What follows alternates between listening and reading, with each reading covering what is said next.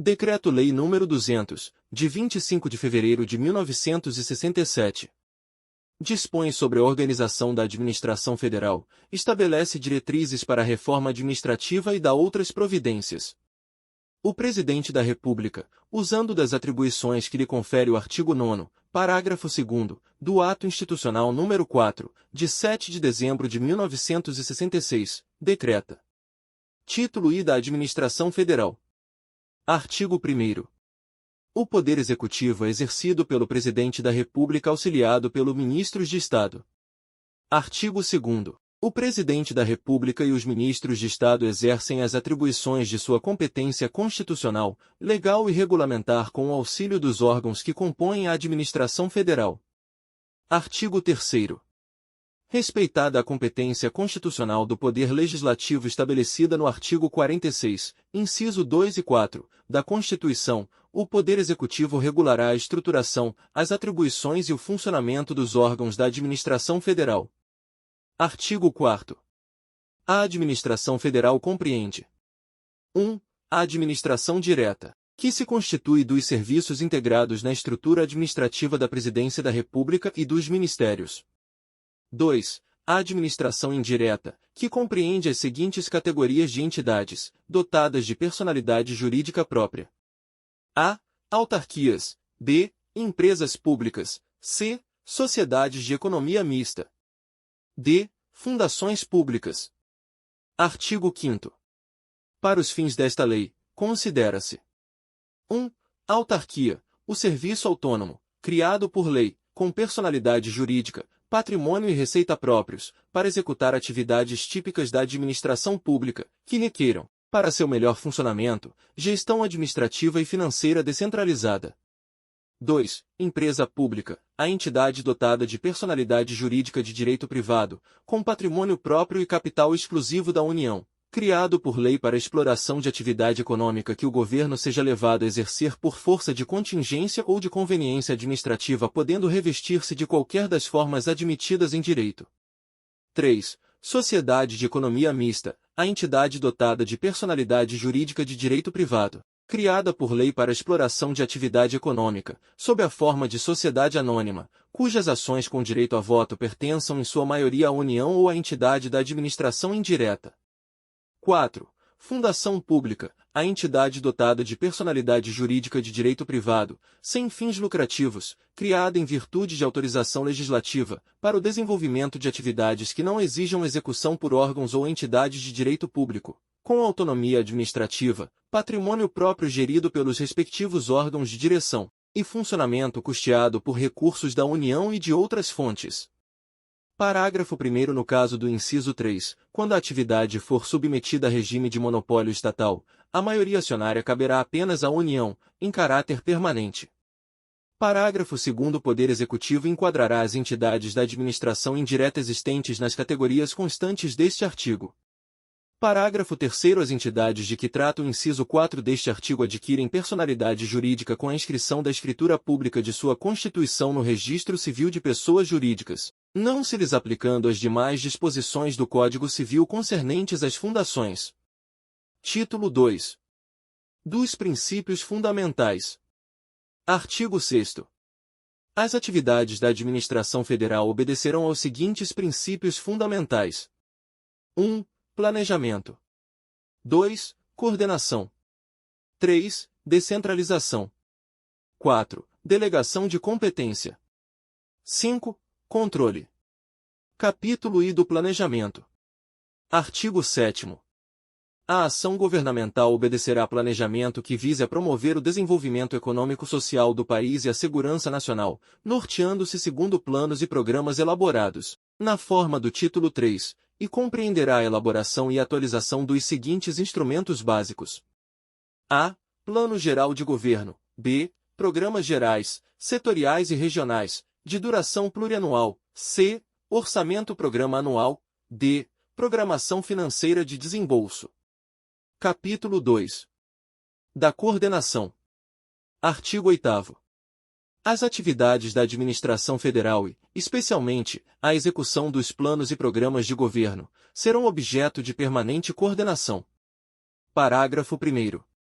A coordenação será exercida em todos os níveis da administração, mediante a atuação das chefias individuais. A realização sistemática de reuniões com a participação das chefias subordinadas e a instituição e funcionamento de comissões de coordenação em cada nível administrativo. Parágrafo 2º. No nível superior da administração federal, a coordenação será assegurada através de reuniões do Ministério, reuniões de ministros de Estado responsáveis por áreas afins, atribuição de incumbência coordenadora a um dos ministros de Estado, artigo 36. Funcionamento das secretarias-gerais, artigo 23, parágrafo 1º, e coordenação central dos sistemas de atividades auxiliares, artigo 31. Parágrafo 3º. Quando submetidos ao Presidente da República, os assuntos deverão ter sido previamente coordenados com todos os setores neles interessados, inclusive no que respeita aos aspectos administrativos pertinentes, através de consultas e entendimentos, de modo a sempre compreenderem soluções integradas e que se harmonizem com a política geral e setorial do governo. Idêntico procedimento será adotado nos demais níveis da administração federal, antes da submissão dos assuntos à decisão da autoridade competente. Artigo 9º. Os órgãos que operam na mesma área geográfica serão submetidos à coordenação com o objetivo de assegurar a programação e execução integrada dos serviços federais. Parágrafo único. Quando ficar demonstrada a inviabilidade de celebração de convênio, a linha B do parágrafo 1º do artigo 10, com os órgãos estaduais e municipais que exerçam atividades idênticas, os órgãos federais buscarão com eles coordenar-se, para evitar dispersão de esforços e de investimentos na mesma área geográfica. Capítulo 3. Da descentralização. Artigo 10. A execução das atividades da administração federal deverá ser amplamente descentralizada. Parágrafo 1º. A descentralização será posta em prática em 3 planos principais. A. Dentro dos quadros da administração federal, distinguindo-se claramente o nível de direção do de execução. B. Da administração federal para a das unidades federadas, quando estejam devidamente aparelhadas e mediante convênio. C. Da administração federal para a órbita privada, mediante contratos ou concessões. Parágrafo 2º. Em cada órgão da administração federal, os serviços que compõem a estrutura central de direção devem permanecer liberados das rotinas de execução e das tarefas de mera formalização de atos administrativos, para que possam concentrar-se nas atividades de planejamento, supervisão, coordenação e controle. Parágrafo 3º. A administração casuística, assim entendida a decisão de casos individuais, compete, em princípio, ao nível de execução, especialmente aos serviços de natureza local, que estão em contato com os fatos e com o público. Parágrafo 4º. Compete à estrutura central de direção o estabelecimento das normas, critérios, programas e princípios, que os serviços responsáveis pela execução são obrigados a respeitar na solução dos casos individuais e no desempenho de suas atribuições. Parágrafo 5º. Ressalvados os casos de manifesta impraticabilidade ou inconveniência, a execução de programas federais de caráter nitidamente local deverá ser delegada, no todo ou em parte, mediante convênio, aos órgãos estaduais ou municipais incumbidos de serviços correspondentes.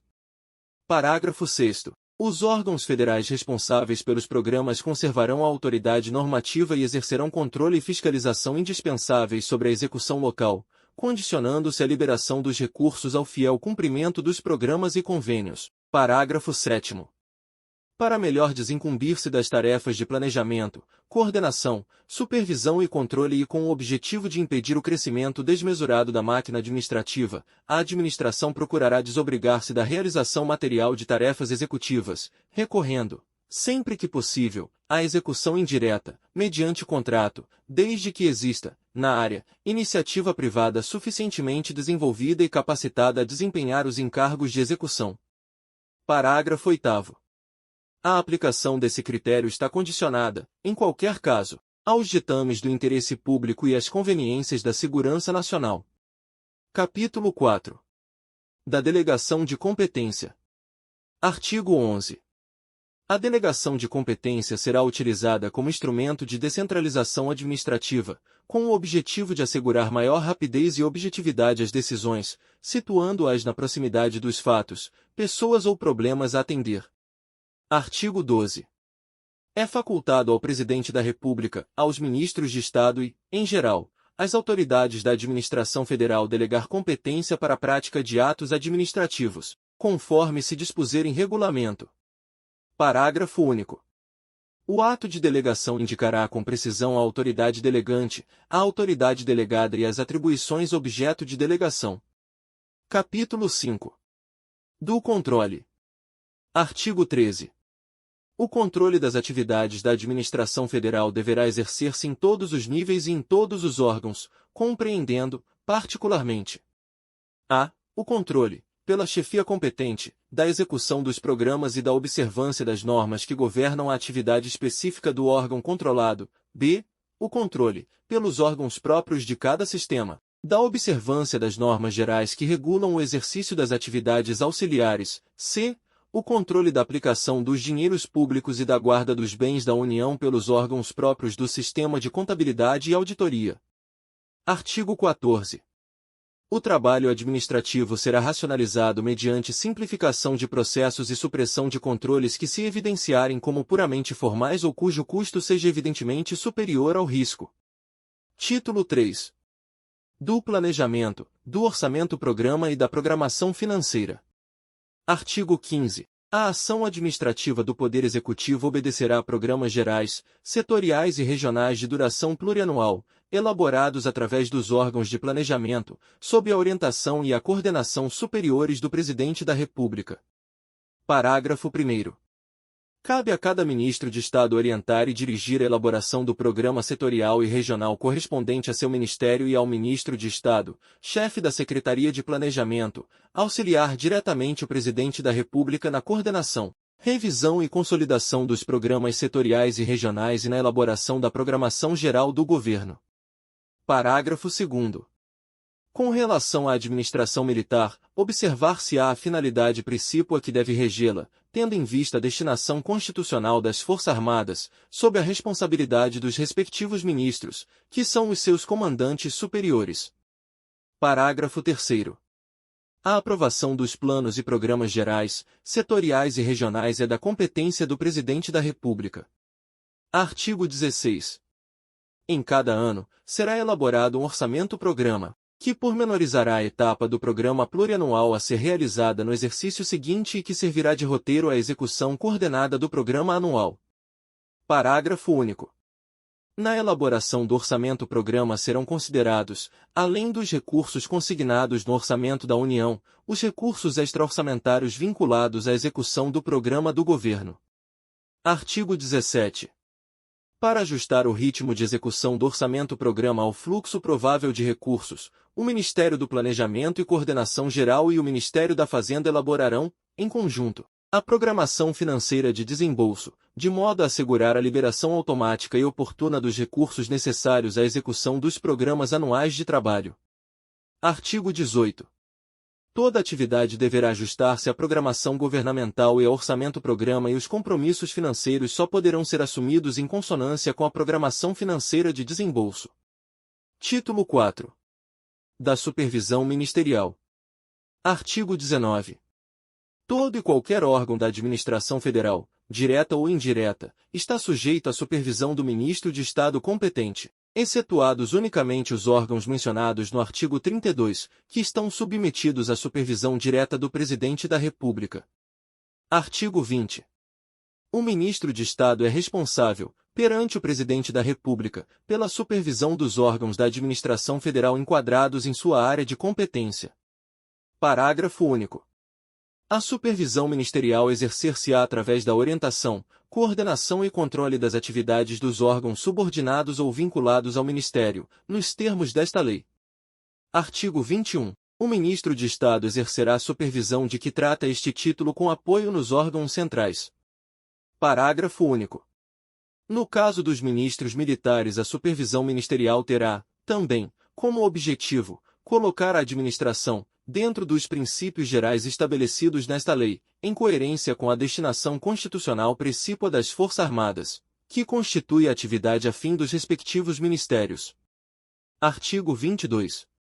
Haverá na estrutura de cada Ministério Civil os seguintes órgãos centrais.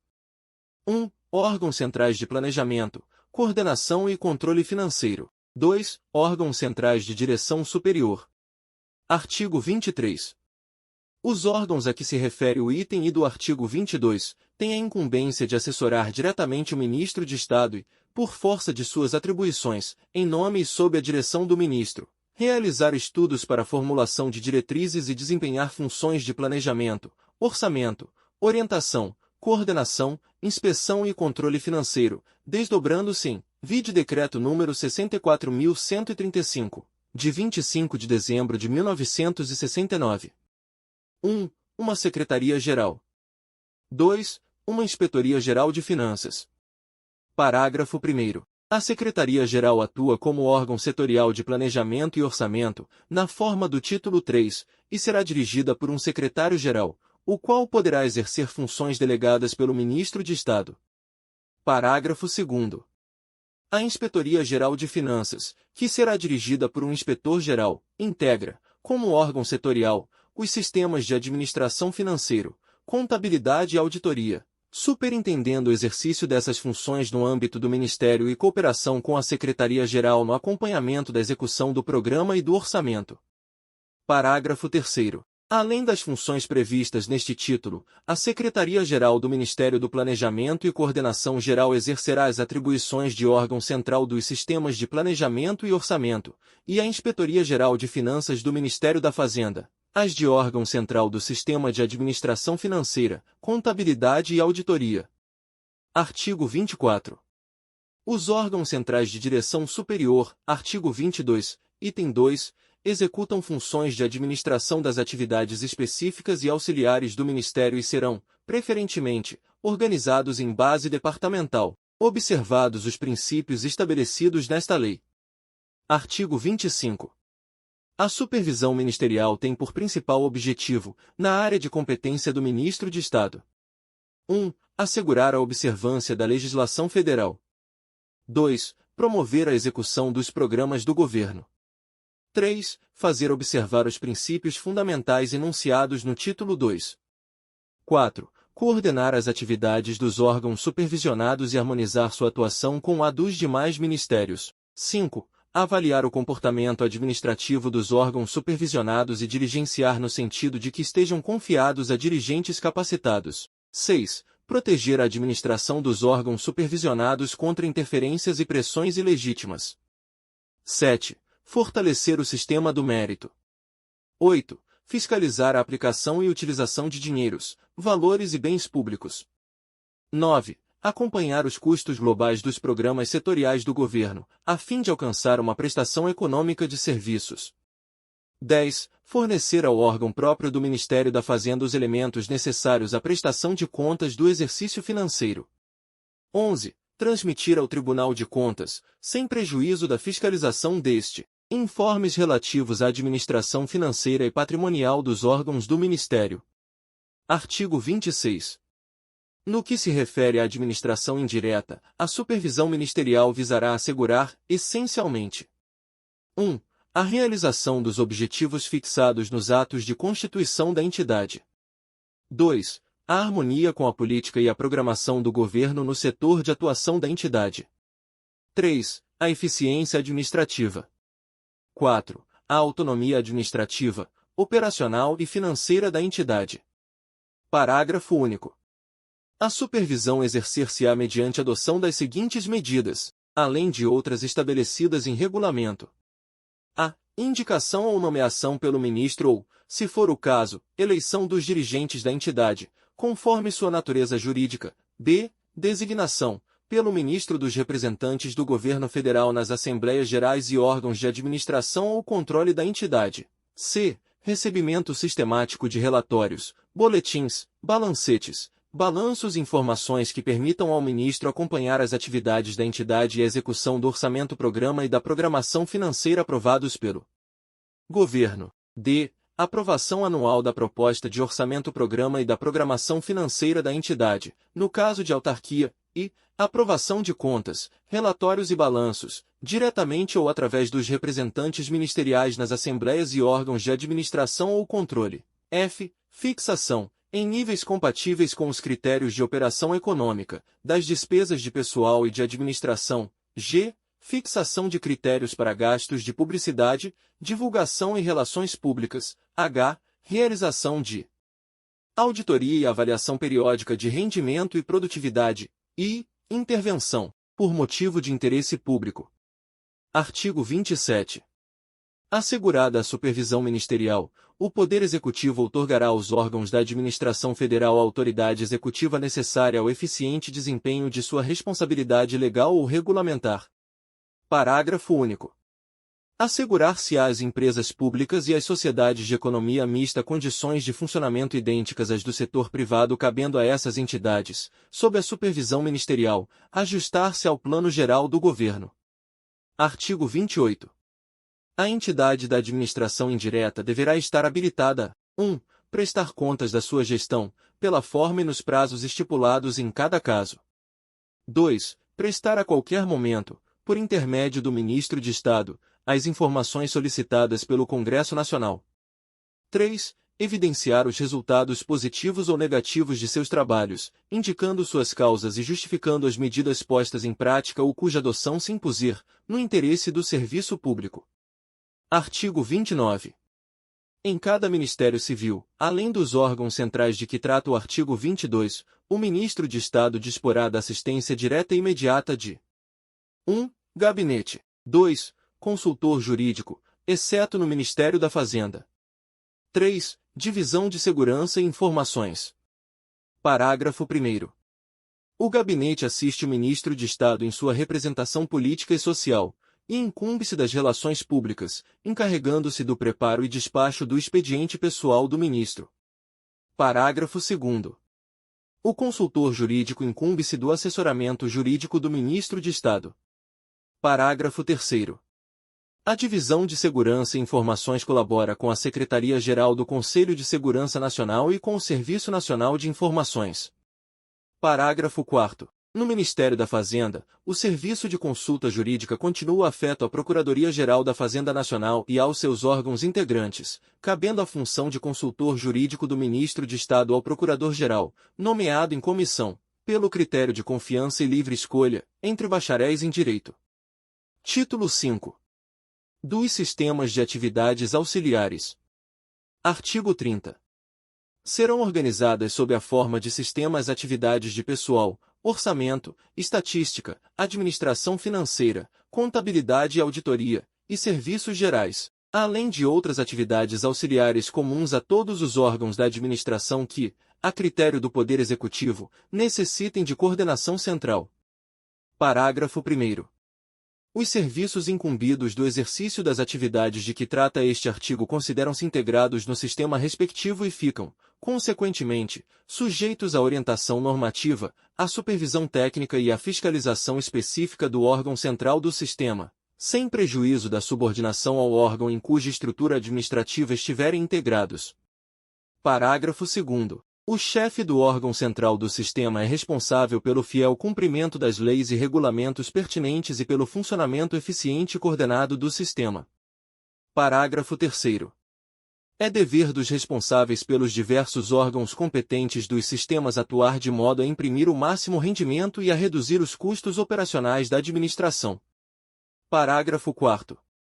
Junto ao órgão central de cada sistema poderá funcionar uma comissão de coordenação, cujas atribuições e composição serão definidas em decreto. Artigo 31. A estruturação dos sistemas de que trata o artigo 30 e a subordinação dos respectivos órgãos centrais serão estabelecidas em decreto. Título 6. Da Presidência da República. Militar. Também dela fazem parte, como órgãos de assessoramento imediato ao Presidente da República: 1. O Conselho de Segurança Nacional. 2. O Conselho de Desenvolvimento Econômico. 3. O Conselho de Desenvolvimento Social. 4. A Secretaria de Planejamento. 5. O Serviço Nacional de Informações. 6. O Estado-Maior das Forças Armadas. 7. O Departamento Administrativo do Serviço Público. 8. A Consultoria Geral da República. 9. O Alto Comando das Forças Armadas. 10. O Conselho Nacional de Informática e Automação. Parágrafo único. O chefe do Gabinete Civil, o chefe do gabinete militar, o chefe da Secretaria de Planejamento, o chefe do Serviço Nacional de Informações e o chefe do Estado-Maior das Forças Armadas são ministros de Estado titulares dos respectivos órgãos. Artigo 33.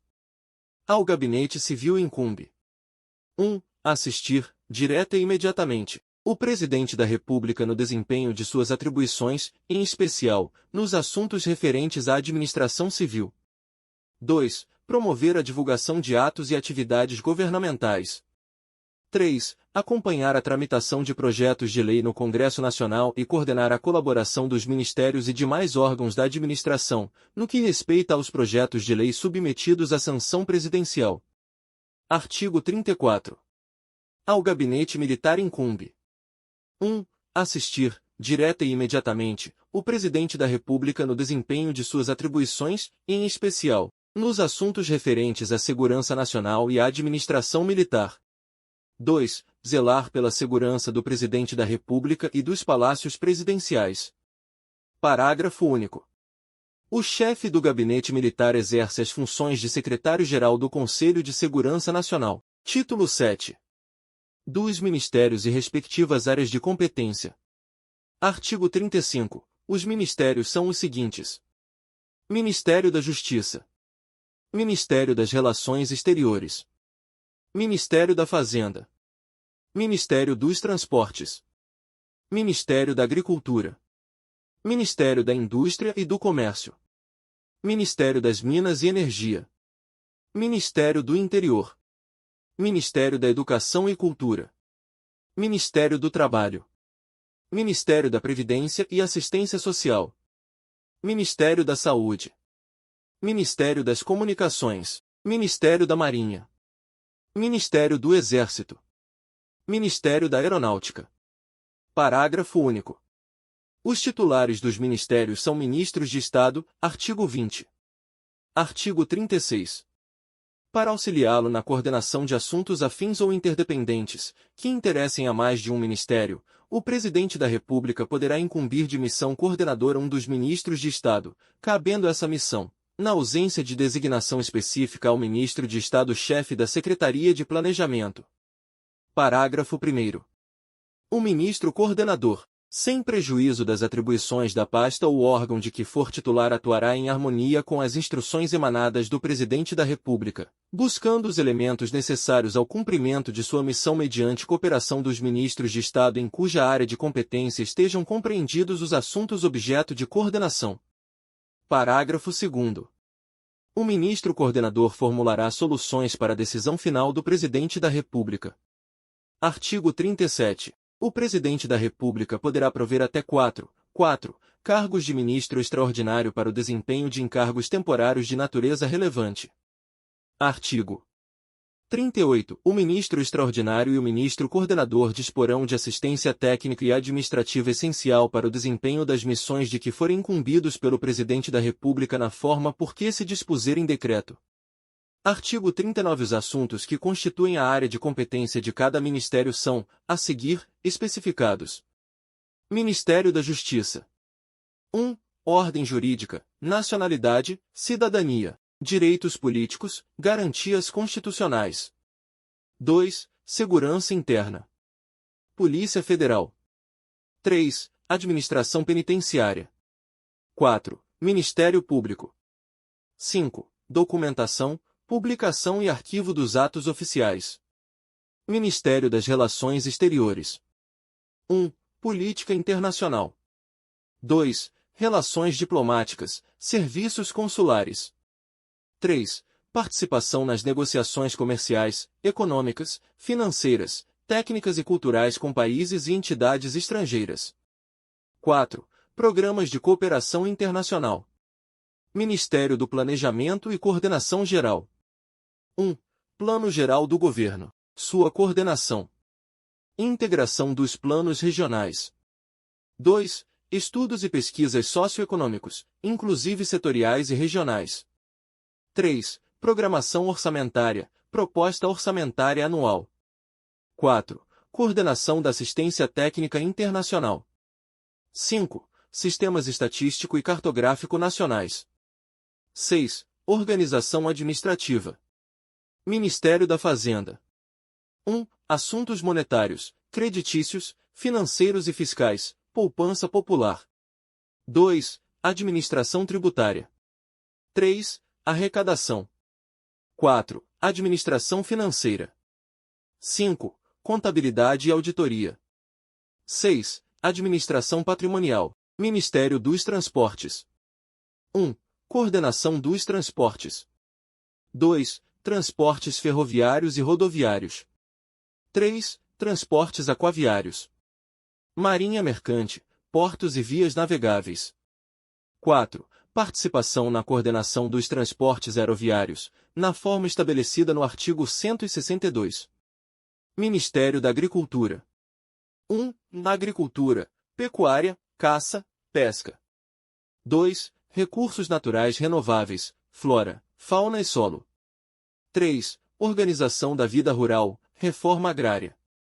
4. Estímulos financeiros e creditícios. 5. Meteorologia, climatologia.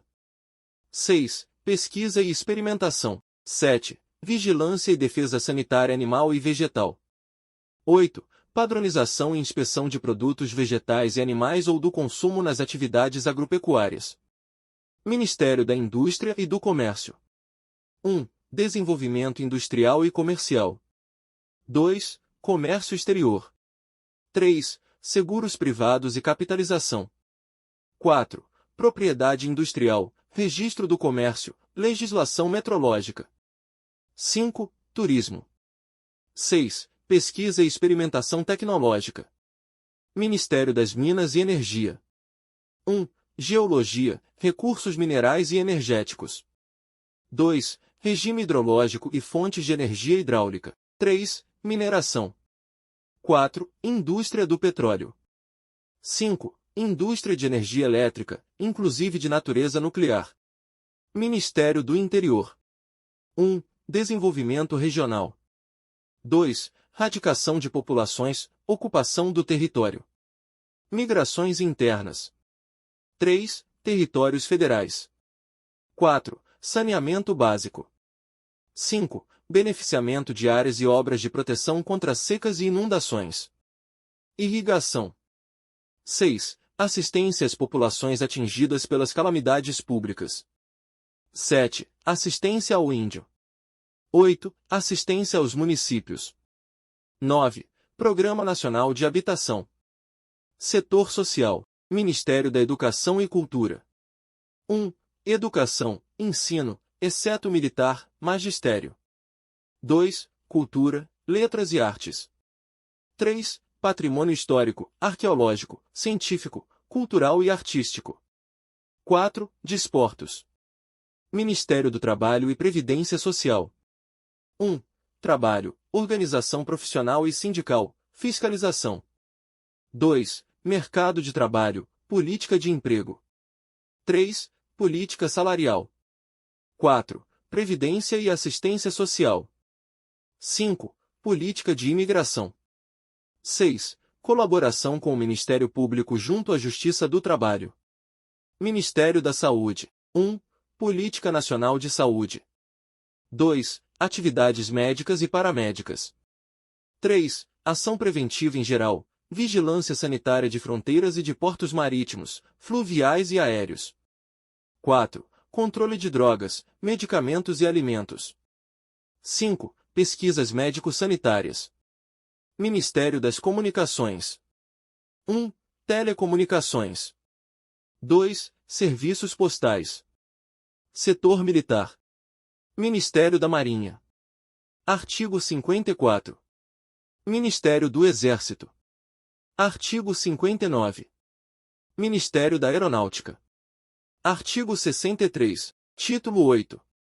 Da Segurança Nacional. Capítulo I do Conselho de Segurança Nacional.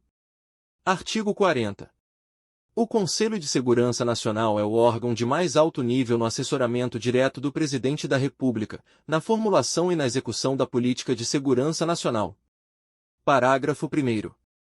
A formulação da política de segurança nacional far-se-á, basicamente, mediante o estabelecimento do conceito estratégico nacional. Parágrafo 2º. No que se refere à execução da política de segurança nacional, o Conselho apreciará os problemas que lhe forem propostos no quadro da conjuntura nacional ou internacional.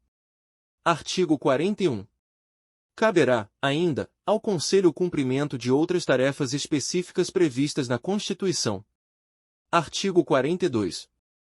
O Conselho de Segurança Nacional é convocado e presidido pelo Presidente da República, dele participando, no caráter de membros natos, o Vice-Presidente da República, todos os ministros de Estado, inclusive os extraordinários, os chefes dos gabinetes civil e militar da Presidência da República, o chefe do Serviço Nacional de Informações, o chefe do Estado-Maior das Forças Armadas e os chefes dos Estados-Maiores da Armada, do Exército e da Aeronáutica. Parágrafo 1º. O Presidente da República poderá designar membros eventuais, conforme a matéria a ser apreciada. Parágrafo 2º. O Presidente da República pode ouvir o Conselho de Segurança Nacional, mediante consulta a cada um dos seus membros em expediente remetido por intermédio da Secretaria-Geral. Artigo 43. O Conselho dispõe de uma Secretaria-Geral, como órgão de estudo, planejamento e coordenação no campo da segurança nacional e poderá contar com a colaboração de órgãos complementares, necessários ao cumprimento de sua finalidade constitucional. Capítulo 2. Do Serviço Nacional de Informações. Artigo 44. O Serviço Nacional de Informações tem por finalidade superintender e coordenar, em todo o território nacional, as atividades de informação e contra-informação, em particular as que interessem à segurança nacional. Título 9. Das Forças Armadas. Capítulo e Disposições Preliminares. Artigo 45. As Forças Armadas, constituídas pela Marinha de Guerra, pelo Exército e pela Aeronáutica Militar, são instituições nacionais, permanentes e regulares, organizadas com base na hierarquia e na disciplina, sob a autoridade suprema do Presidente da República e dentro dos limites da lei. As Forças Armadas, essenciais à execução da política de segurança nacional, destinam-se à defesa da pátria e à garantia dos poderes constituídos, da lei e da ordem. Parágrafo único. As Forças Armadas, nos casos de calamidade pública, colaborarão com os ministérios civis, sempre que solicitadas, na assistência às populações atingidas e no restabelecimento da normalidade. Artigo 46. O Poder Executivo fixará a organização pormenorizada das Forças Armadas Singulares, Força Navais, Força Terrestres e Força Aérea Brasileira, e das Forças Combinadas ou Conjuntas, bem como dos demais órgãos integrantes dos Ministérios Militares, suas denominações, localizações e atribuições. Parágrafo único. Caberá, também, ao Poder Executivo, nos limites fixados em lei, dispor sobre as polícias militares e corpos de bombeiros militares, como forças auxiliares, reserva do Exército. Capítulo 2. Dos órgãos de assessoramento direto do Presidente da República. Seção I. Do Alto Comando das Forças Armadas. Artigo 47. O Alto Comando das Forças Armadas é um órgão de assessoramento do Presidente da República, nas decisões relativas à política militar e à coordenação de assuntos pertinentes às Forças Armadas. Artigo 48. Integram o Alto Comando das Forças Armadas os ministros militares, o chefe do Estado-Maior das Forças Armadas e os chefes dos Estados-Maiores de cada uma das forças singulares. Artigo 49. O Alto Comando das Forças Armadas reúne-se quando convocado pelo Presidente da República e é secretariado pelo chefe do Gabinete Militar da Presidência da República. Seção 2. Do Estado-Maior das Forças Armadas. Artigo 50. O Estado-Maior das Forças Armadas, órgãos de assessoramento do Presidente da República, tem por atribuições: 1. Proceder aos estudos para a fixação da política, da estratégia e da doutrina militares, bem como elaborar e coordenar os planos e programas decorrentes. 2. Estabelecer os planos para emprego das forças combinadas ou conjuntas e de forças singulares destacadas para participar de operações militares no exterior, levando em consideração os estudos e as sugestões dos ministros militares competentes. 3. Coordenar as informações estratégicas no campo militar. 4. Coordenar, no que transcenda os objetivos específicos e as disponibilidades previstas no orçamento dos Ministérios Militares, os planos de pesquisas, de desenvolvimento e de mobilização das Forças Armadas e os programas de aplicação de recursos decorrentes. 5. Coordenar as representações das Forças Armadas no país e no exterior. 6. Proceder aos estudos e preparar as decisões sobre assuntos que lhe forem submetidos pelo Presidente da República. Artigo 51. A chefia do Estado-Maior das Forças Armadas é exercida por um oficial-general do mais alto posto nomeado pelo Presidente da República, obedecido, em princípio, o critério de rodízio entre as Forças Armadas. Artigo 52. As funções de Estado-Maior e serviços no Estado-Maior das Forças Armadas são exercidas por oficiais das três forças singulares. Artigo 53. O Conselho de Chefes de Estado-Maior, constituído do chefe do Estado-Maior das Forças Armadas e dos chefes do Estado-Maior das Forças Singulares, reúne-se periodicamente, sob a presidência do primeiro, para apreciação de assuntos específicos do Estado-Maior das Forças Armadas e os de interesse comum a mais de uma das forças singulares. Capítulo 3. Dos Ministérios Militares. Seção I. Do Ministério da Marinha.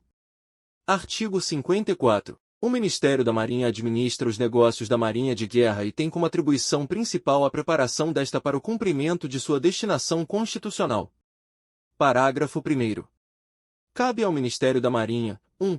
Propor a organização e providenciar o aparelhamento e adestramento das forças navais e aeronavais e do Corpo de Fuzileiros Navais, inclusive para integrar em força combinadas ou conjuntas.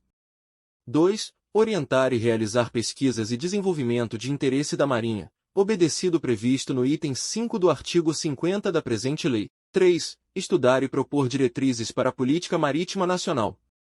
Parágrafo 2º. Ao Ministério da Marinha competem ainda as seguintes atribuições subsidiárias. 1. Orientar e controlar a Marinha Mercante Nacional e demais atividades correlatas no que interessa à segurança nacional e prover a segurança da navegação, seja ela marítima, fluvial ou lacustre. 2. Exercer a Polícia Naval. Artigo 55. O Ministro da Marinha exerce a direção-geral do Ministério da Marinha e é o Comandante Superior da Marinha de Guerra. Artigo 56. A Marinha de Guerra compreende suas organizações próprias, pessoal em serviço ativo e sua reserva, inclusive as formações auxiliares conforme fixado em lei. Artigo 57. O Ministério da Marinha é constituído de 1. Órgãos de direção geral. Almirantado, Alto Comando da Marinha de Guerra. Estado-Maior da Armada. 2. Órgãos de direção setorial, organizados em base departamental, artigo 24. 3. Órgãos de assessoramento.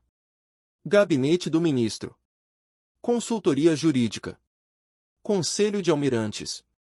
Outros conselhos e comissões. 4. Órgãos de apoio. Diretorias e outros órgãos.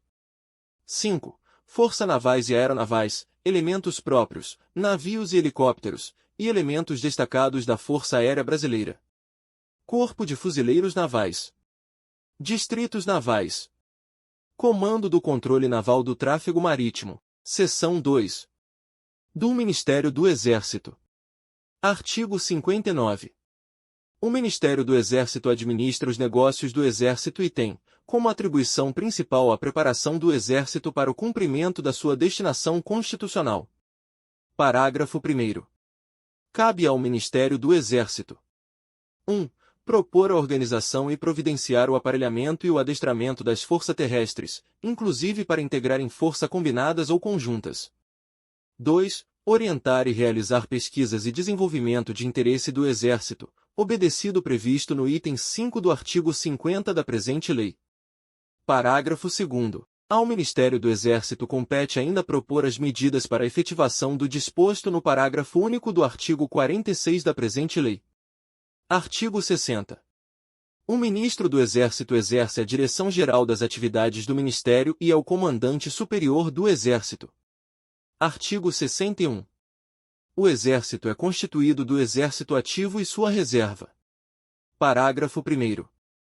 O Exército Ativo é a parte do Exército organizada e aparelhada para o cumprimento de sua destinação constitucional e em pleno exercício de suas atividades. Parágrafo 2º. Constitui a reserva do Exército todo o pessoal sujeito à incorporação no Exército Ativo, mediante mobilização ou convocação, e as forças e organizações auxiliares, conforme fixado em lei. Artigo 62. O Ministério do Exército compreende: 1. Órgãos de direção geral. Alto Comando do Exército. Estado-Maior do Exército. Conselho Superior de Economia e Finanças. 2. Órgãos de direção setorial, organizados em base departamental, artigo 24. 3. Órgãos de assessoramento. Gabinete do Ministro. Consultoria Jurídica. Secretaria-Geral. Outros conselhos e comissões. 4. Órgãos de apoio. Diretorias e outros órgãos. 5. Força Terrestres. Órgãos territoriais. Seção 3. Do Ministério da Aeronáutica. Artigo 63.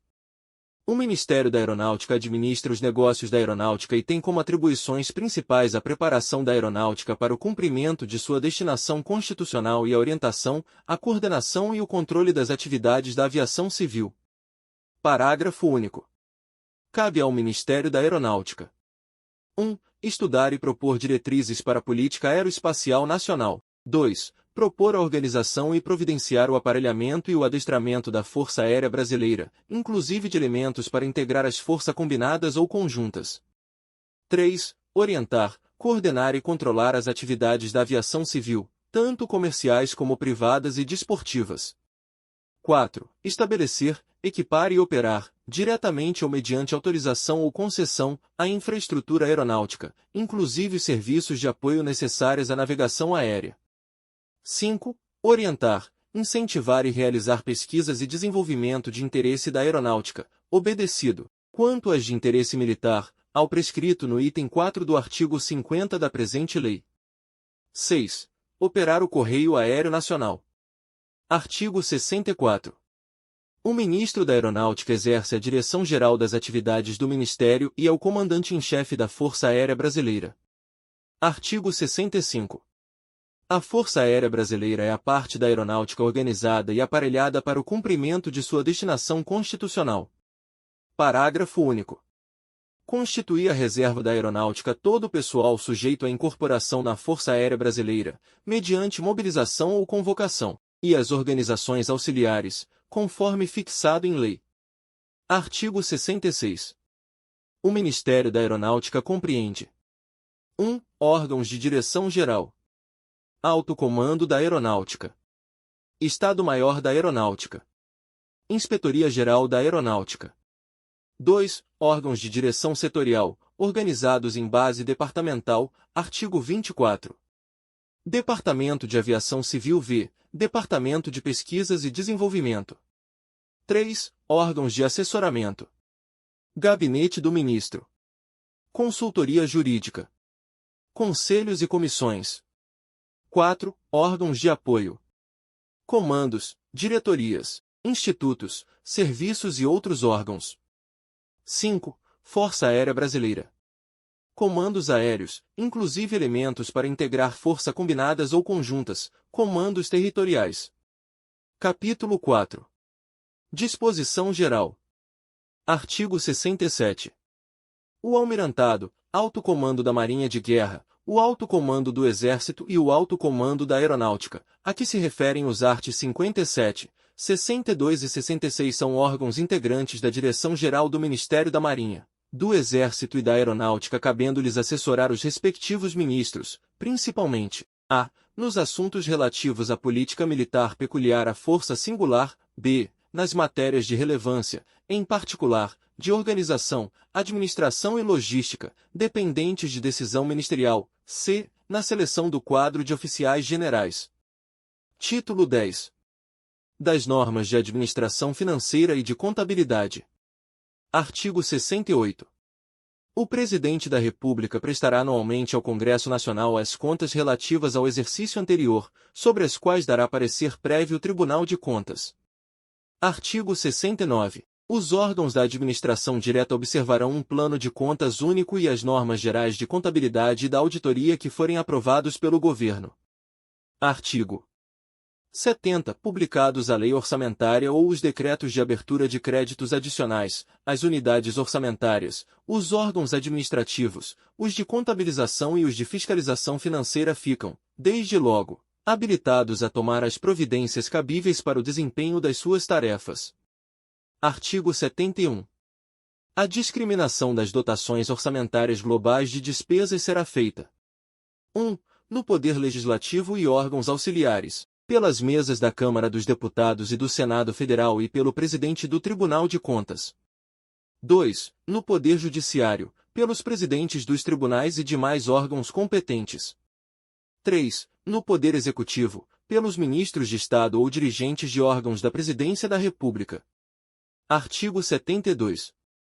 Com base na Lei Orçamentária, Créditos Adicionais e seus atos complementares, o órgão central da programação financeira fixará as cotas e prazos de utilização de recursos pelos órgãos da Presidência da República, pelos ministérios e pelas autoridades dos poderes legislativo e judiciário para atender à movimentação dos créditos orçamentários ou adicionais. Parágrafo 1º. Os ministros de Estado e os dirigentes de órgãos da Presidência da República aprovarão a programação financeira setorial e autorizarão as unidades administrativas a movimentar os respectivos créditos, dando ciência ao Tribunal de Contas. Parágrafo 2º. O ministro de Estado, por proposta do Inspetor-Geral de Finanças, decidirá quanto aos limites de descentralização da administração dos créditos, tendo em conta as atividades peculiares de cada órgão. Artigo 73. Nenhuma despesa poderá ser realizada sem a existência de crédito que a comporte ou quando imputada dotação imprópria, vedada expressamente qualquer atribuição de fornecimento ou prestação de serviços cujo custo exceda os limites previamente fixados em lei. Parágrafo único. Mediante representação do órgão contábil serão impugnados quaisquer atos referentes a despesas que incidam na proibição do presente artigo. Artigo 74. Na realização da receita e da despesa pública será utilizada a via bancária, de acordo com as normas estabelecidas em regulamento. Parágrafo 1º. Nos casos em que se torne indispensável a arrecadação de receita diretamente pelas unidades administrativas, o recolhimento à conta bancária far-se-á no prazo regulamentar. Parágrafo 2º.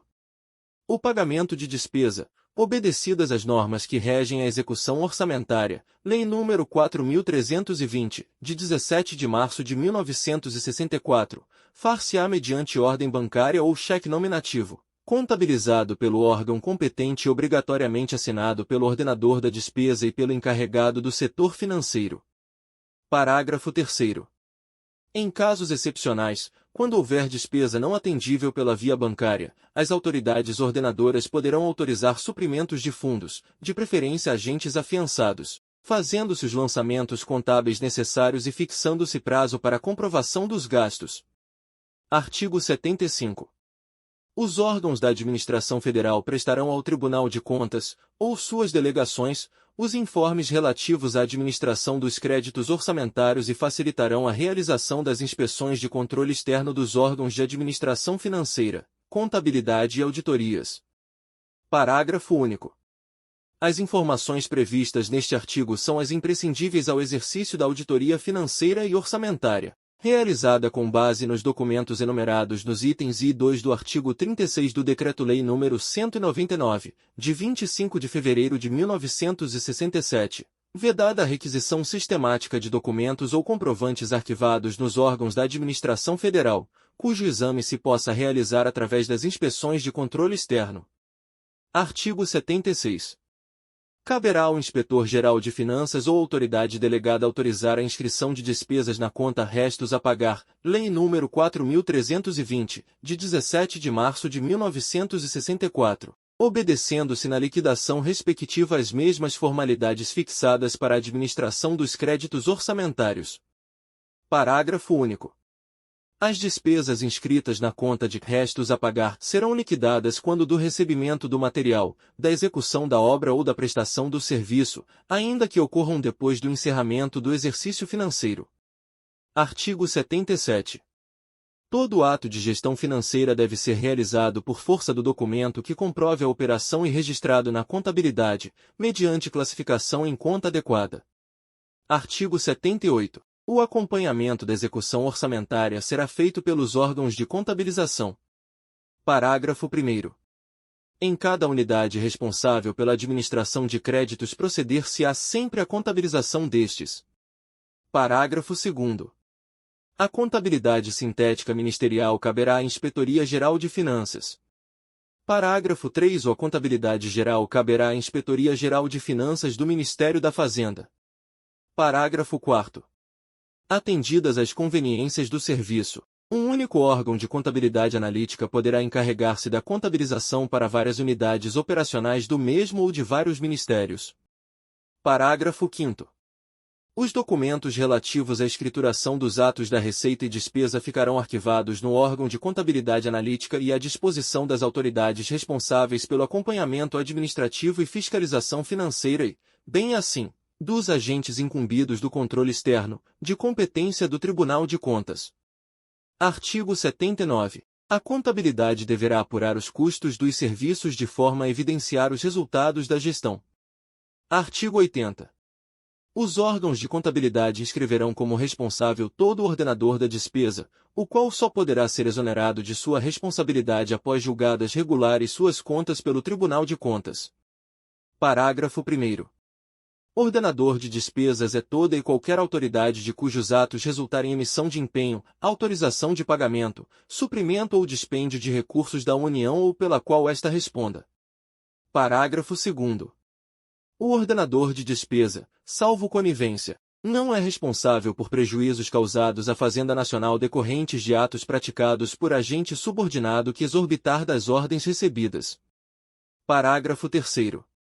As despesas feitas por meio de suprimentos, desde que não impugnadas pelo ordenador, serão escrituradas e incluídas na sua tomada de contas, na forma prescrita, quando impugnadas. Deverá o ordenador determinar imediatas providências administrativas para a apuração das responsabilidades e imposição das penalidades cabíveis, sem prejuízo do julgamento da regularidade das contas pelo Tribunal de Contas. Artigo 81. Todo ordenador de despesa ficará sujeito à tomada de contas realizada pelo órgão de contabilidade e verificada pelo órgão de auditoria interna, antes de ser encaminhada ao Tribunal de Contas. Artigo 82. Parágrafo único. O funcionário que receber suprimento de fundos, na forma do disposto no artigo 74, parágrafo 3º, é obrigado a prestar contas de sua aplicação procedendo-se, automaticamente, à tomada de contas se não o fizer no prazo assinalado. Artigo 82. As tomadas de contas serão objeto de pronunciamento expresso do Ministro de Estado, dos dirigentes de órgãos da Presidência da República ou de autoridade a quem estes delegarem competência, antes de seu encaminhamento ao Tribunal de Contas para os fins constitucionais e legais. Vide Decreto número 99.626, de 1990. Parágrafo 1º.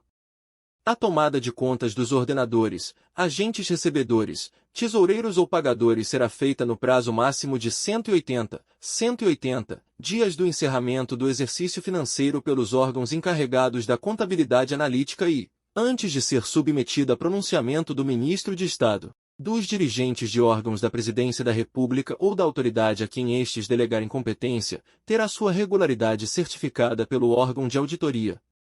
Parágrafo 2º.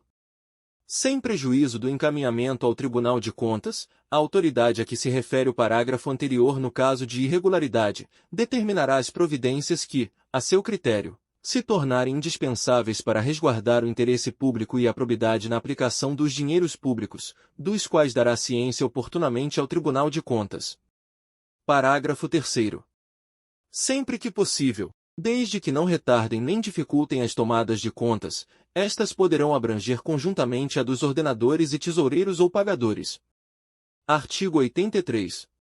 Cabe aos detentores de suprimentos de fundos fornecer indicação precisa dos saldos em seu poder em 31 de dezembro, para efeito de contabilização e reinscrição da respectiva responsabilidade pela sua aplicação em data posterior, observados os prazos assinalados pelo ordenador da despesa. Parágrafo único. A importância aplicada até 31 de dezembro será comprovada até 15 de janeiro seguinte. Artigo 84. Quando se verificar que determinada conta não foi prestada, ou que ocorreu desfalque, desvio de bens ou outra irregularidade de que resulte prejuízo para a Fazenda Pública, as autoridades administrativas, sob pena de corresponsabilidade sem embargo dos procedimentos disciplinares, deverão tomar imediatas providências para assegurar o respectivo ressarcimento e instaurar a tomada de contas, fazendo-se as comunicações a respeito ao Tribunal de Contas. Artigo 85. A Inspetoria-Geral de Finanças, em cada ministério, manterá atualizada a relação de responsáveis por dinheiros, valores e bens públicos, cujo rol deverá ser transmitido anualmente ao Tribunal de Contas, comunicando-se trimestralmente as alterações. Artigo 86. A movimentação dos créditos destinados à realização de despesas reservadas ou confidenciais será feita sigilosamente. Nesse caráter serão tomadas as contas dos responsáveis. Artigo 87. Os bens móveis, materiais e equipamentos em uso ficarão sob a responsabilidade dos chefes de serviço, procedendo-se periodicamente a verificações pelos competentes órgãos de controle. Artigo 88. Os estoques serão obrigatoriamente contabilizados, fazendo-se a tomada anual das contas dos responsáveis. Artigo 89. Todo aquele que, a qualquer título, tenha a seu cargo o serviço de contabilidade da União é pessoalmente responsável pela exatidão das contas e oportuna apresentação dos balancetes, balanços e demonstrações contábeis dos atos relativos à administração financeira e patrimonial do setor sob sua jurisdição. Artigo 90. Responderão pelos prejuízos que causarem à Fazenda Pública o ordenador de despesas e o responsável pela guarda de dinheiros, valores e bens. Artigo 91. Sob a denominação de reserva de contingência, o orçamento anual poderá conter dotação global não especificamente destinada a determinado órgão, unidade orçamentária, programa ou categoria econômica, cujos recursos serão utilizados para abertura de créditos adicionais. Artigo 92.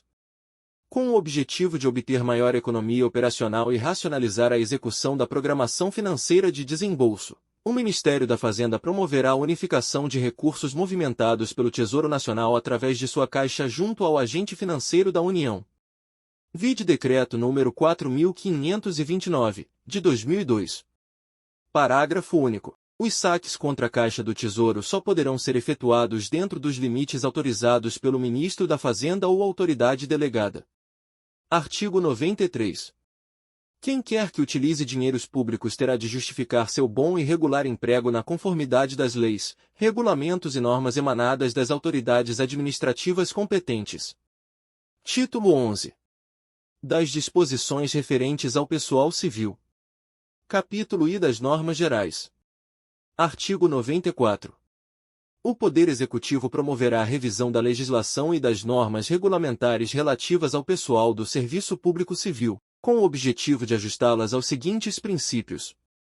1. Valorização e dignificação da função pública e ao servidor público. 2. Aumento da produtividade. 3. Profissionalização e aperfeiçoamento do servidor público, fortalecimento do sistema do mérito para ingresso na função pública, acesso à função superior e escolha do ocupante de funções de direção e assessoramento. 4. Conduta funcional pautada por normas éticas cuja infração incompatibilize o servidor para a função. 5. Constituição de quadros dirigentes, mediante formação e aperfeiçoamento de administradores capacitados a garantir a qualidade, produtividade e continuidade da ação governamental, em consonância com critérios éticos especialmente estabelecidos. 6. Retribuição baseada na classificação das funções a desempenhar, levando-se em conta o nível educacional exigido pelos deveres e responsabilidade do cargo, a experiência que o exercício deste requer, a satisfação de outros requisitos que se reputarem essenciais ao seu desempenho e as condições do mercado de trabalho.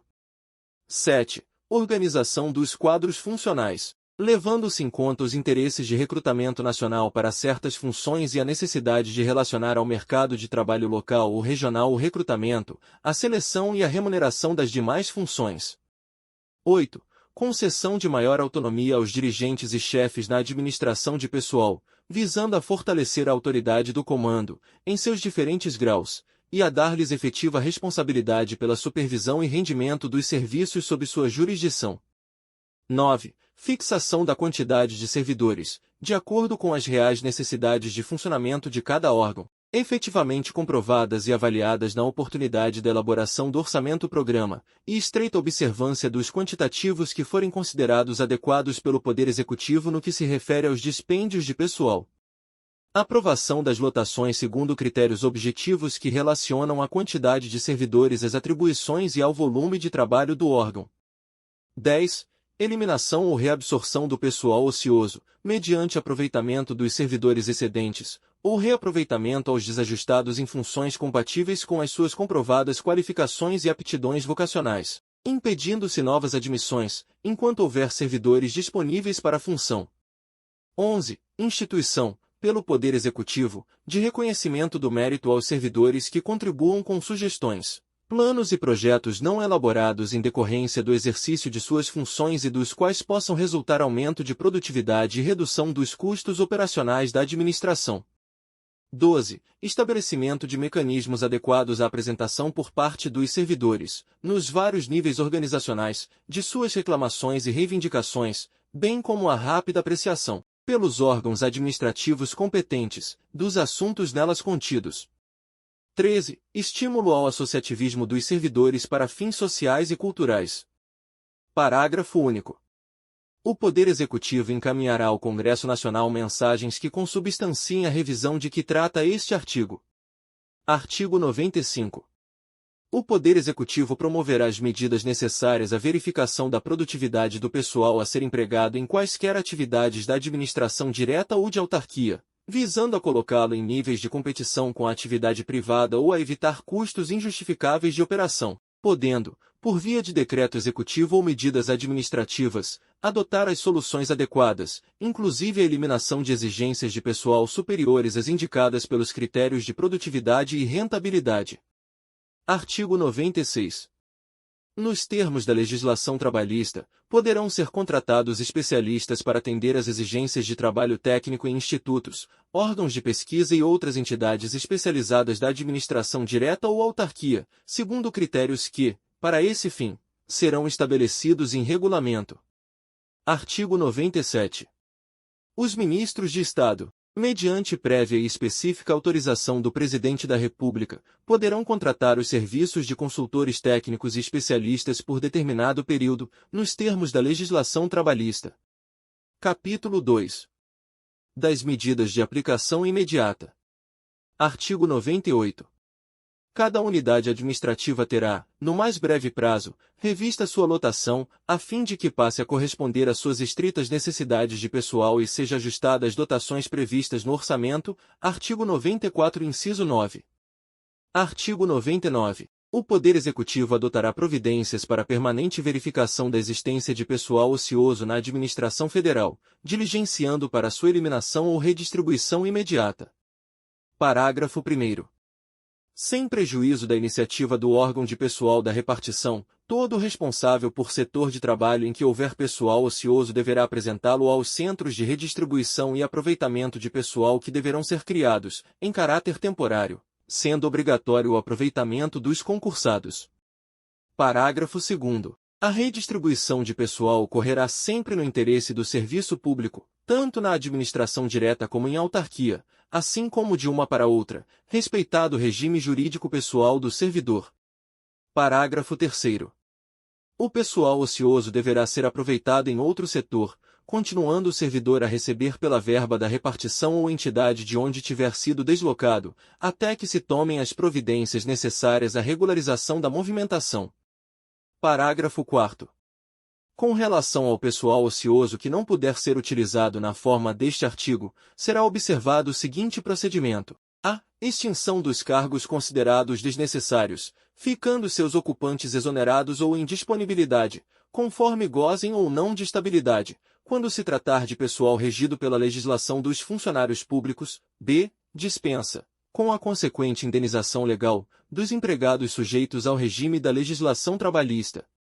Parágrafo 5º. Não se preencherá vaga nem se abrirá concurso na administração direta ou em autarquia, sem que se verifique, previamente, no competente centro de redistribuição de pessoal, a inexistência de servidor a aproveitar, possuidor da necessária qualificação. Parágrafo 6º. Não se exonerará, por força do disposto neste artigo, funcionário nomeado em virtude de concurso. Artigo 100. Instaurar-se-á processo administrativo para demissão ou dispensa de servidor efetivo ou estável, comprovadamente ineficiente no desempenho dos encargos que lhe competem ou desidioso no cumprimento de seus deveres. Artigo 101. O provimento em cargos em comissão e funções gratificadas obedecerá a critérios a serem fixados por ato do Poder Executivo que a. Definirá os cargos em comissão de livre escolha do Presidente da República. B. Estabelecerá os processos de recrutamento com base no sistema do mérito. E c. Fixará as demais condições necessárias ao seu exercício. Artigo 102. É proibida a nomeação em caráter interino por incompatível com a exigência de prévia habilitação em concurso para provimento dos cargos públicos, revogadas todas as disposições em contrário. Artigo 103. Todo servidor que estiver percebendo vencimento, salário ou provento superior ao fixado para o cargo nos planos de classificação e remuneração, terá a diferença caracterizada como vantagem pessoal, nominalmente identificável, a qual em nenhuma hipótese será aumentada, sendo absorvida progressivamente pelos aumentos que vierem a ser realizados no vencimento, salário ou provento fixado para o cargo nos mencionados planos. Artigo 104. No que concerne ao regime de participação na arrecadação, inclusive cobrança da dívida ativa da União, fica estabelecido o seguinte. 1. Ressalvados os direitos dos denunciantes, a adjudicação de cota-parte de multas será feita exclusivamente aos agentes fiscais de rendas internas, agentes fiscais do imposto de renda, agentes fiscais do imposto aduaneiro, fiscais auxiliares de impostos internos e guardas aduaneiros e somente quando tenham os mesmos exercido ação direta, imediata e pessoal na obtenção de elementos destinados à instauração de autos de infração ou início de processos para a cobrança dos débitos respectivos. 2. O regime de remuneração, previsto na Lei nº 1711, de 28 de outubro de 1952, continuará a ser aplicado exclusivamente aos agentes fiscais de rendas internas, agentes fiscais do imposto de renda, agentes fiscais do imposto aduaneiro, fiscais auxiliares de impostos internos e guardas aduaneiros. 3. A partir da data da presente lei, fica extinto o regime de remuneração instituído a favor dos exatores federais, auxiliares de exatorias e fiéis do Tesouro. 5. A participação, através do Fundo de Estímulo, e bem assim as percentagens a que se referem o artigo 64 da Lei nº 3.244, de 14 de agosto de 1957, o artigo 109 da Lei nº 3.470, de 28 de novembro de 1958, os artigos 8º, parágrafo 2º. E 9º da Lei nº 3.756, de 20 de abril de 1960, e o parágrafo 6º. Do artigo 32 do Decreto-Lei nº 147, de 3 de fevereiro de 1967, ficam também extintas. Parágrafo único. Comprovada a adjudicação da cota-parte de multas com desobediência ao que dispõe o inciso I deste artigo, serão passíveis de demissão, tanto o responsável pela prática desse ato, quanto os servidores que se beneficiarem com as vantagens dele decorrentes. Artigo 105. Aos servidores que, na data da presente lei estiverem no gozo das vantagens previstas nos incisos 3, 4 e 5 do artigo anterior fica assegurado o direito de percebê-las, como diferença mensal, desde que esta não ultrapasse a média mensal que, aquele título, receberam durante o ano de 1966, e até que, por força dos reajustamentos de vencimentos do funcionalismo, o nível de vencimentos dos cargos que ocuparem alcance importâncias correspondente à soma do vencimento básico e da diferença de vencimento. Artigo 106. Fica extinta a Comissão de Classificação de Cargos transferindo-se ao DAS, seu acervo, documentação, recursos orçamentários e atribuições. Artigo 107. A fim de permitir a revisão da legislação e das normas regulamentares relativas ao pessoal do Serviço Público Civil, nos termos do disposto no artigo 94 da presente lei, suspendem-se nesta data as readaptações de funcionários que ficam incluídas na competência do DAS.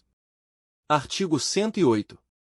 O funcionário, em regime de tempo integral e dedicação exclusiva, prestará serviços em 2 turnos de trabalho, quando sujeito a expediente diário. Parágrafo único. Incorrerá em falta grave, punível com demissão, o funcionário que perceber a vantagem de que trata este artigo e não prestar serviços correspondentes e bem assim o chefe que atestar a prestação irregular dos serviços. Artigo 109. Fica revogada a legislação que permite a agregação de funcionários em cargos em comissão e em funções gratificadas, mantidos os direitos daqueles que, na data desta lei, hajam completado as condições estipuladas em lei para agregação, e não manifestem, expressamente, o desejo de retornarem aos cargos de origem. Parágrafo único.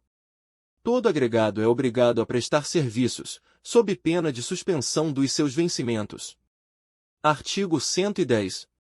Proceder-se-á à revisão dos cargos em comissão e das funções gratificadas da administração direta e das autarquias, para a supressão daqueles que não corresponderem às estritas necessidades dos serviços, em razão de sua estrutura e funcionamento.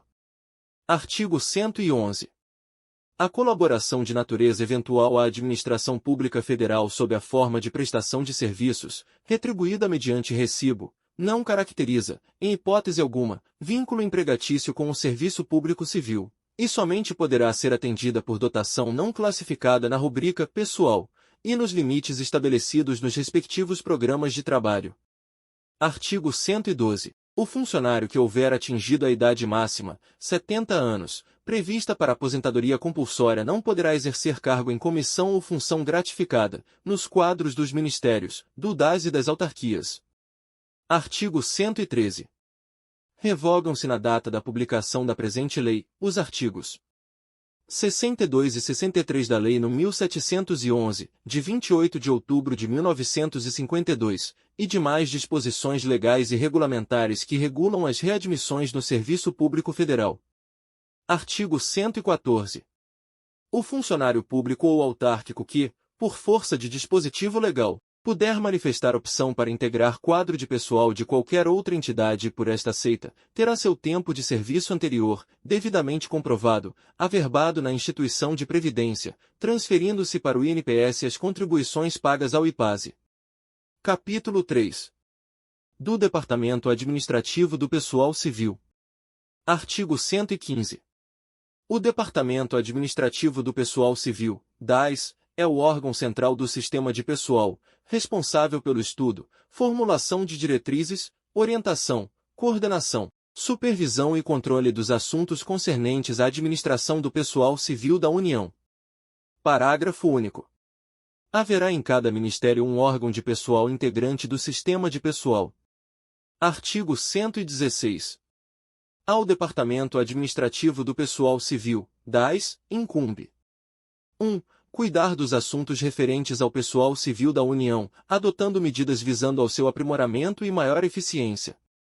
2. Submeter ao Presidente da República os projetos de regulamentos indispensáveis à execução das leis que dispõem sobre a função pública e os servidores civis da União. 3. Zelar pela observância dessas leis e regulamentos, orientando, coordenando e fiscalizando sua execução, e expedir normas gerais obrigatórias para todos os órgãos. 4. Estudar e propor sistema de classificação e de retribuição para o serviço civil administrando sua aplicação. 5. Recrutar e selecionar candidatos para os órgãos da administração direta e autarquias, podendo delegar, sob sua orientação, fiscalização e controle a realização das provas o mais próximo possível das áreas de recrutamento. 6. Manter estatísticas atualizadas sobre os servidores civis, inclusive os da administração indireta. 7. Zelar pela criteriosa aplicação dos princípios de administração de pessoal com vistas ao tratamento justo dos servidores civis, onde quer que se encontrem. 8. Promover medidas visando ao bem-estar social dos servidores civis da União e ao aprimoramento das relações humanas no trabalho. 9. Manter articulação com as entidades nacionais e estrangeiras que se dedicam a estudos de administração de pessoal. 10. Orientar, coordenar e superintender as medidas de aplicação imediata. Capítulo 2, deste título. Artigo 117. O Departamento Administrativo do Pessoal Civil prestará às comissões técnicas do Poder Legislativo toda a cooperação que for solicitada. Parágrafo único. O Departamento deverá colaborar com o Ministério Público Federal nas causas que envolvam a aplicação da legislação do pessoal. Artigo 118. Junto ao Departamento haverá o Conselho Federal de Administração de Pessoal, que funcionará como órgão de consulta e colaboração no concernente à política de pessoal do governo e opinará na esfera administrativa, quando solicitado pelo Presidente da República ou pelo Diretor-Geral do DAS nos assuntos relativos à administração de pessoal civil, inclusive quando couber recurso de decisão dos ministérios, na forma estabelecida em regulamento. Artigo 119. O Conselho Federal de Administração de Pessoal será presidido pelo Diretor-Geral do Departamento Administrativo do Pessoal Civil e constituído de 4 membros, com mandato de 3 anos, nomeados pelo Presidente da República, sendo 2 funcionários, um da administração direta e outro da indireta, ambos com mais de 20 anos de serviço público da União, com experiência em administração e relevante folha de serviços, um especialista em direito administrativo e um elemento de reconhecida experiência no setor de atividade privada. Parágrafo 1º. O Conselho reunir-se-á ordinariamente 2 vezes por mês e extraordinariamente, por convocação de seu presidente. Parágrafo 2º. O Conselho contará com o apoio do Departamento, ao qual ficarão afetos os estudos indispensáveis ao seu funcionamento e, bem assim, o desenvolvimento e a realização dos trabalhos compreendidos em sua área de competência. Parágrafo 3º. Ao Presidente e aos membros do Conselho é vedada qualquer atividade político-partidária, sob pena de exoneração ou perda de mandato. Artigo 120. O Departamento prestará toda a cooperação solicitada pelo ministro responsável pela reforma administrativa. Artigo 121. As medidas relacionadas com o recrutamento, seleção, aperfeiçoamento e administração do assessoramento superior da administração civil, de aperfeiçoamento de pessoal para o desempenho dos cargos em comissão e funções gratificadas a que se referem o artigo 101 e seu inciso 2, título 11, capítulo 2, e de outras funções de supervisão ou especializadas, constituirão encargo de um centro de aperfeiçoamento, órgão autônomo vinculado ao Departamento Administrativo do Pessoal Civil. Parágrafo único. O Centro de Aperfeiçoamento promoverá direta ou indiretamente mediante convênio, acordo ou contrato, a execução das medidas de sua atribuição. Capítulo 4. Do Assessoramento Superior da Administração Civil. Artigo 122. O assessoramento superior da administração civil compreenderá determinadas funções de assessoramento aos ministros de Estado, definidas por decreto e fixadas em número limitado para cada Ministério Civil, observadas as respectivas peculiaridades de organização e funcionamento. Parágrafo 1º. As funções a que se refere este artigo, caracterizadas pelo alto nível de especificidade, complexidade e responsabilidade, serão objeto de rigorosa individualização e a designação para o seu exercício somente poderá recair em pessoas de comprovada idoneidade, cujas qualificações, capacidade e experiência específicas sejam examinadas, aferidas e certificadas por órgão próprio, na forma definida em regulamento. Parágrafo 2º. O exercício das atividades de que trata este artigo revestirá a forma de locação de serviços regulada mediante contrato individual, em que se exigirá tempo integral e dedicação exclusiva, não se lhe aplicando o disposto no artigo 35 do Decreto-Lei nº 81, de 21 de dezembro de 1966, na redação dada pelo artigo 1º do Decreto-IAI nº 177, de 16 de fevereiro de 1967. Parágrafo 3º. A prestação dos serviços a que alude este artigo será retribuída segundo o critério fixado em regulamento, tendo em vista a avaliação de cada função em face das respectivas especificações e as condições vigentes no mercado de trabalho. Artigo 123. O servidor público designado para as funções de que trata o artigo anterior ficará afastado do respectivo cargo ou emprego enquanto perdurar a prestação de serviços, deixando de receber o vencimento ou salário correspondente ao cargo ou emprego público. Parágrafo único. Poderá a designação para o exercício das funções referidas no artigo anterior recair em ocupante de função de confiança ou cargo em comissão diretamente subordinados ao ministro de Estado, caso em que deixará de receber, durante o período de prestação das funções de assessoramento superior, o vencimento ou gratificação do cargo em comissão ou função de confiança. Artigo 124. O disposto no presente capítulo poderá ser estendido, por decreto, a funções da mesma natureza vinculadas aos ministérios militares e órgãos integrantes da Presidência da República. Título 13. Da Reforma Administrativa. Artigo 145.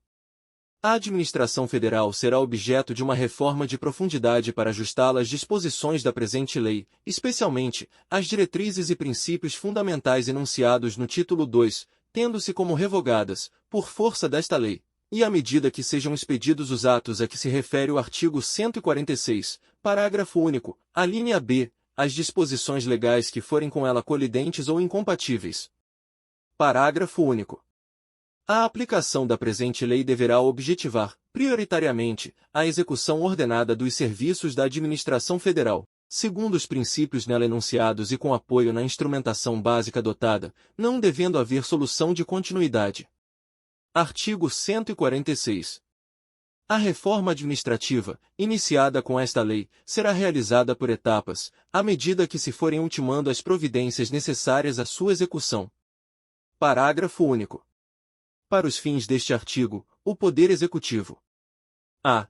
Promoverá o levantamento das leis, decretos e atos regulamentares que disponham sobre a estruturação, funcionamento e competência dos órgãos da administração federal, com o propósito de ajustá-los às disposições desta lei. B. Obedecidas as diretrizes, princípios fundamentais e demais disposições da presente lei, expedirá progressivamente os atos de reorganização, reestruturação, lotação, definição de competência, revisão de funcionamento e outros necessários à efetiva implantação da reforma.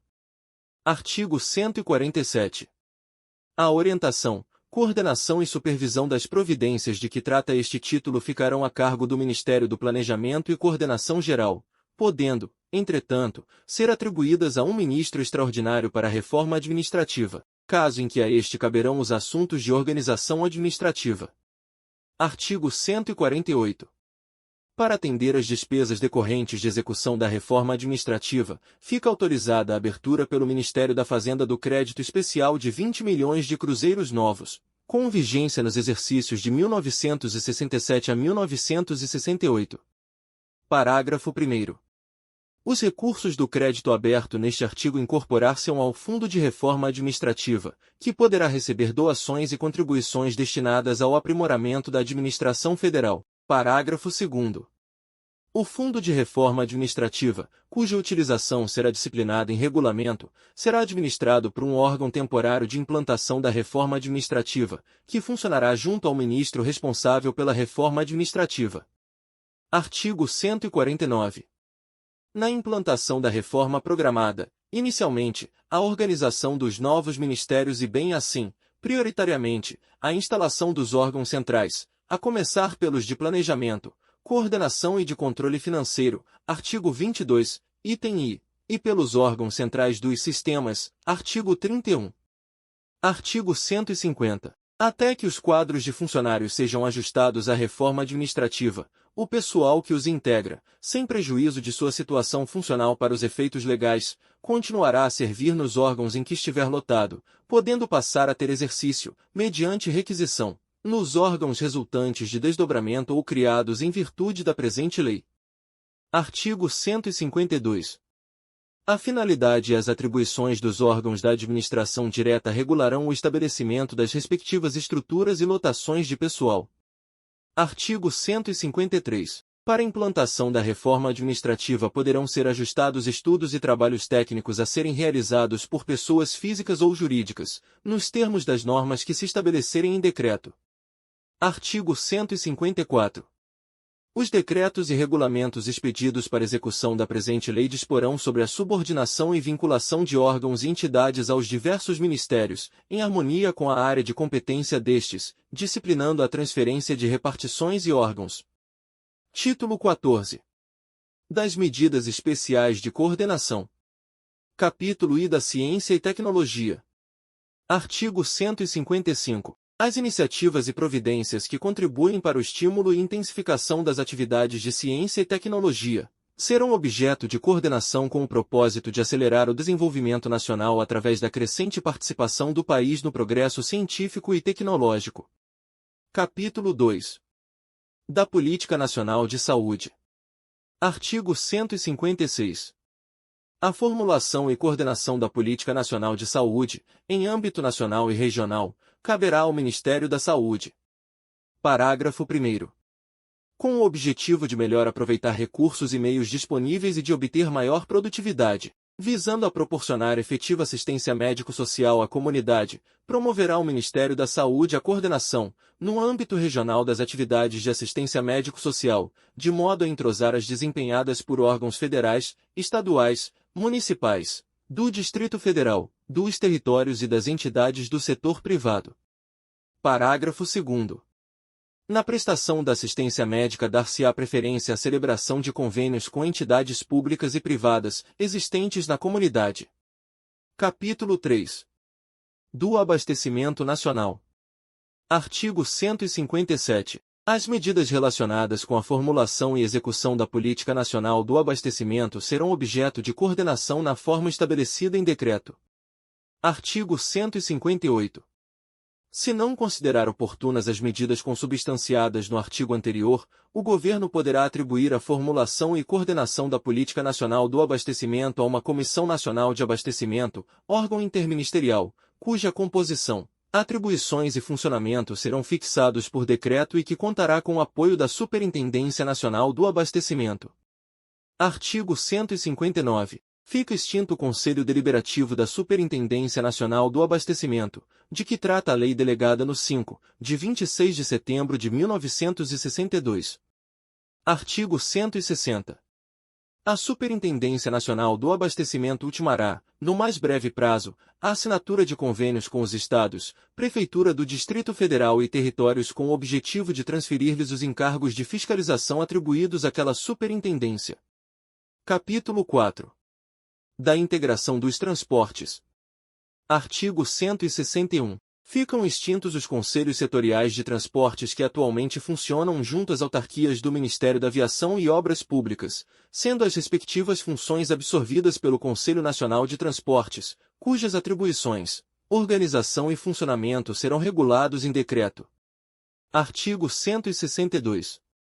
Tendo em vista a integração em geral dos transportes, a coordenação entre os Ministérios da Aeronáutica e dos Transportes será assegurada pelo Conselho Nacional de Transportes, que se pronunciará obrigatoriamente quanto aos assuntos econômico-financeiros da aviação comercial e, em particular, sobre a concessão de linhas, tanto nacionais como no exterior, b. tarifas, c. subvenções, d. salários, de acordo com a política salarial do governo.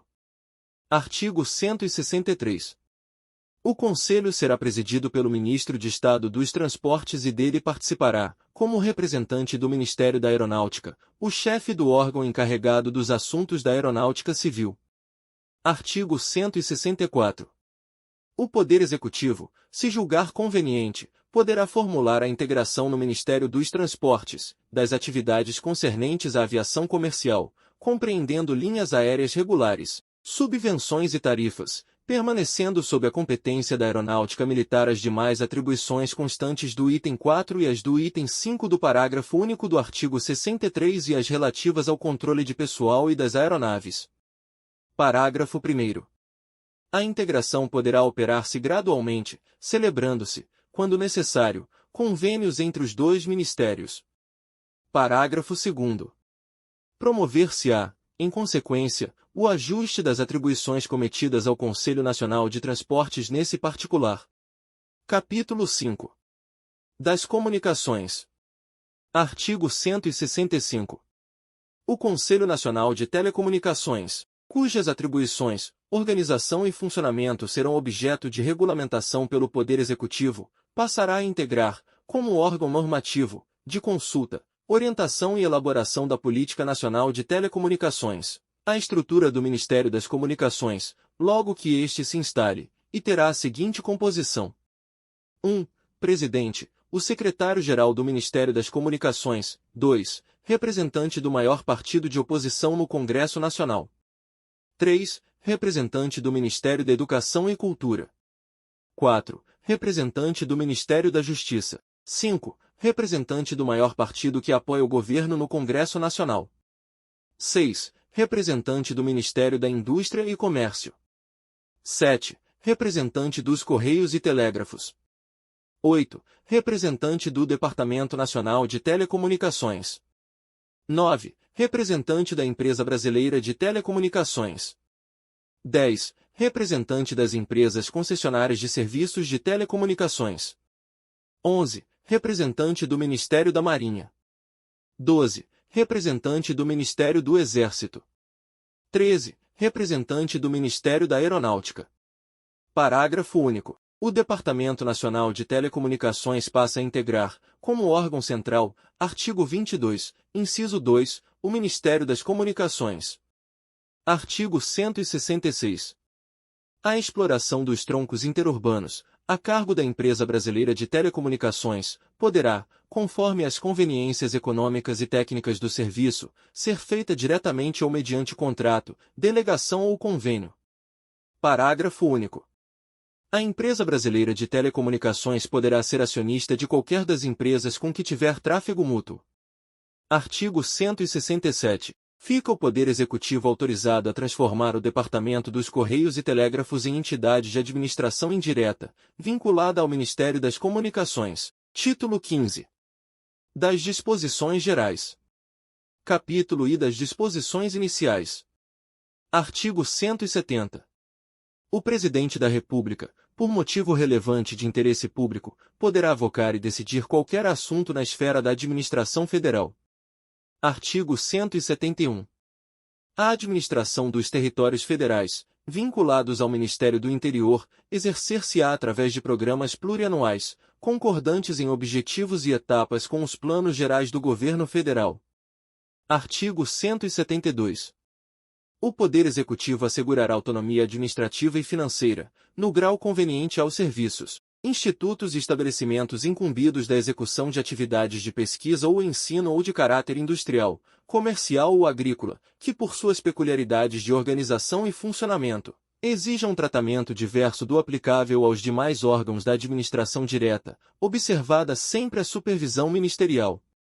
Parágrafo 1º. Os órgãos a que se refere este artigo terão a denominação genérica de órgãos autônomos.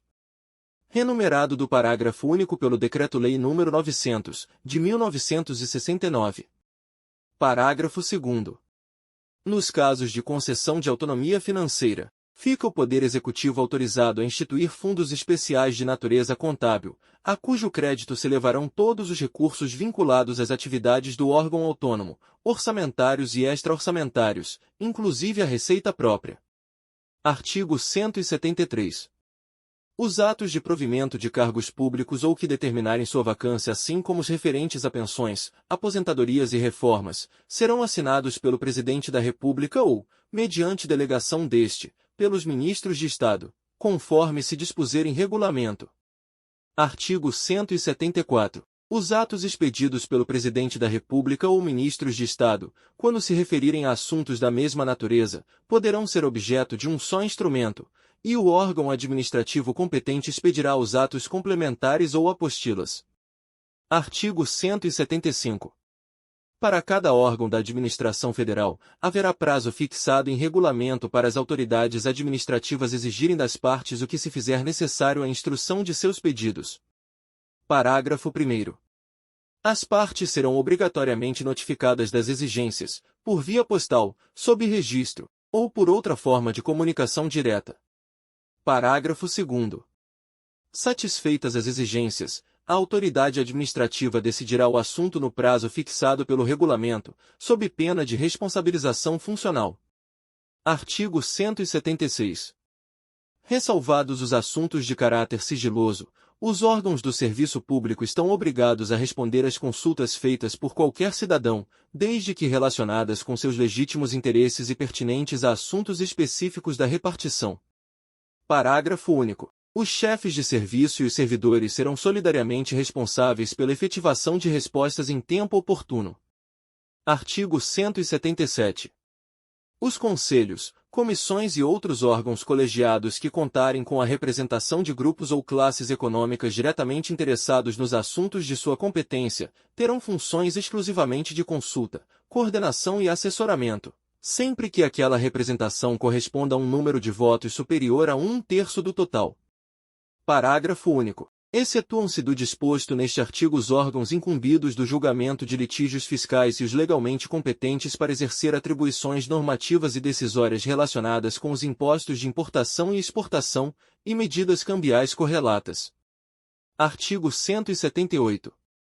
As autarquias, as empresas públicas e as sociedades de economia mista, integrantes da administração federal indireta, bem assim as fundações criadas pela União ou mantidas com recursos federais, sob supervisão ministerial, e as demais sociedades sob o controle direto ou indireto da União, que acusem a ocorrência de prejuízos, estejam inativas, desenvolvam atividades já atendidas satisfatoriamente pela iniciativa privada ou não previstas no objeto social, poderão ser dissolvidas ou incorporadas a outras entidades, a critério e por ato do Poder Executivo, resguardados os direitos assegurados aos eventuais acionistas minoritários, nas leis e atos constitutivos de cada entidade.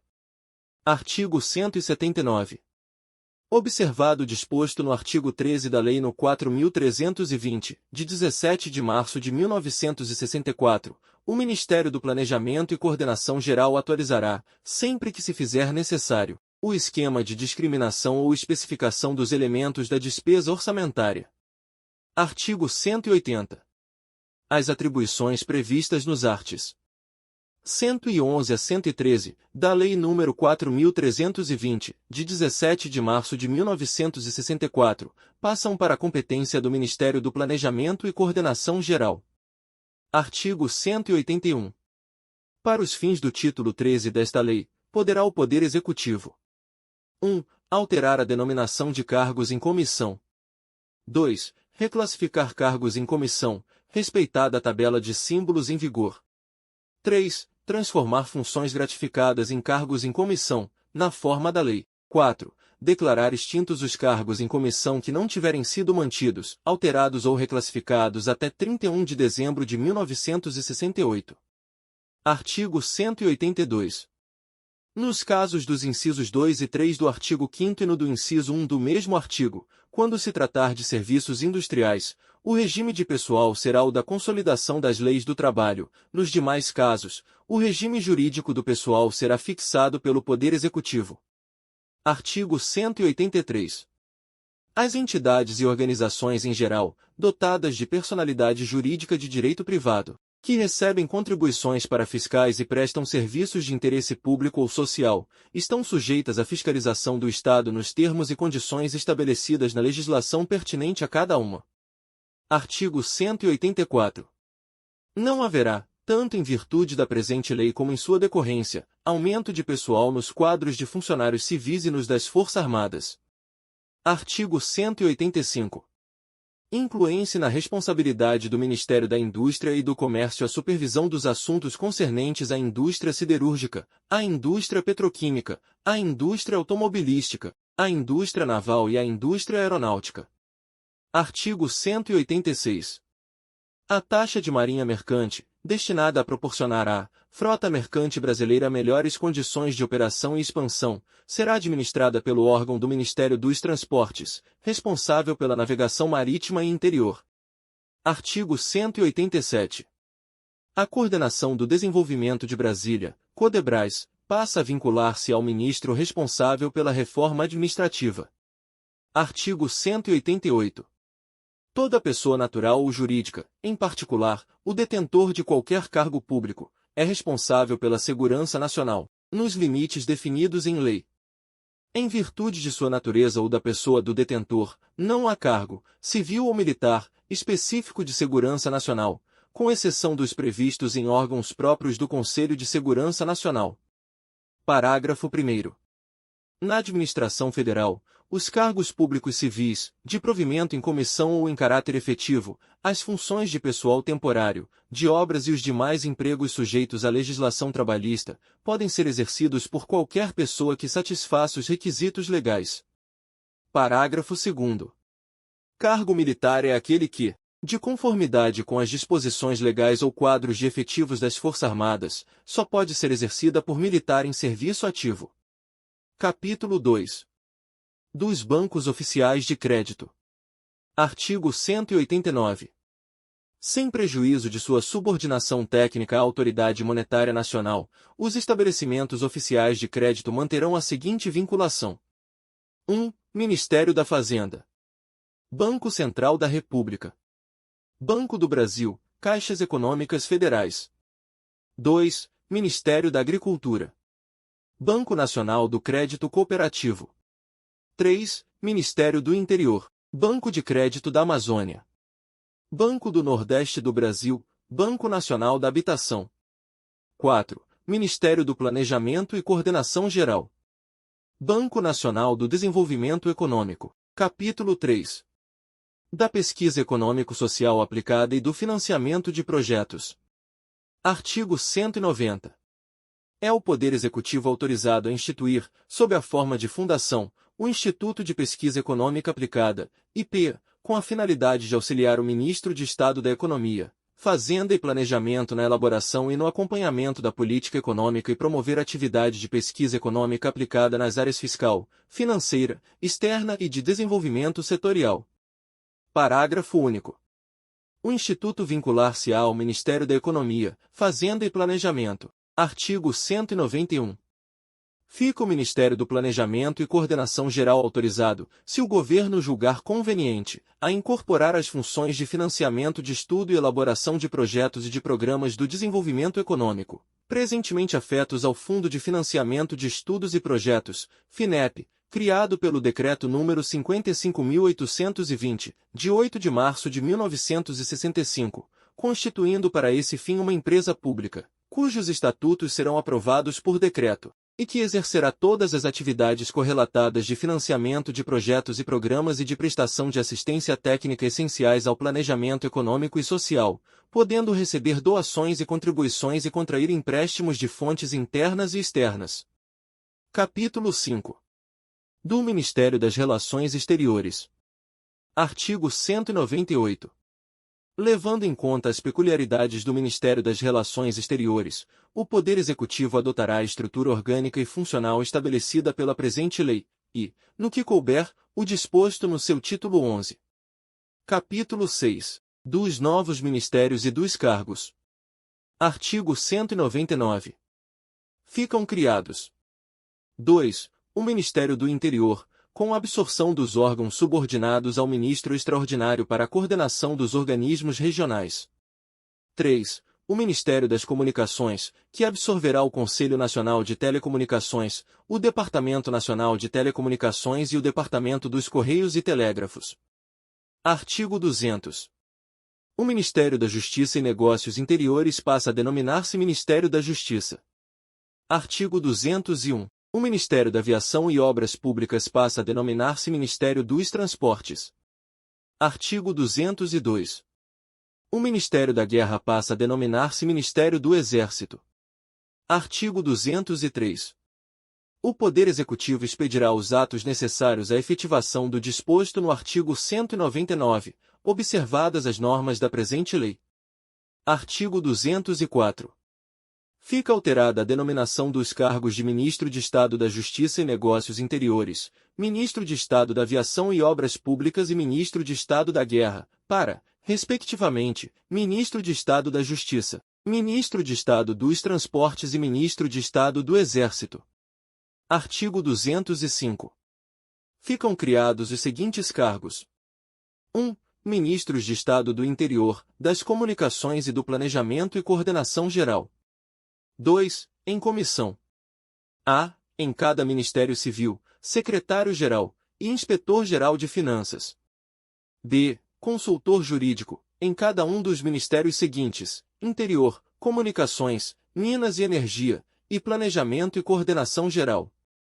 C. Diretor do Centro de Aperfeiçoamento, no Departamento Administrativo do Pessoal Civil, DAS. D. Diretor-Geral do Departamento dos Serviços Gerais, no Ministério da Fazenda.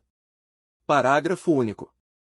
À medida que se forem vagando, os cargos de consultor jurídico atualmente providos em caráter efetivo passarão a sê-lo em comissão. Artigo 206. Ficam fixados da seguinte forma os vencimentos dos cargos criados no artigo 205.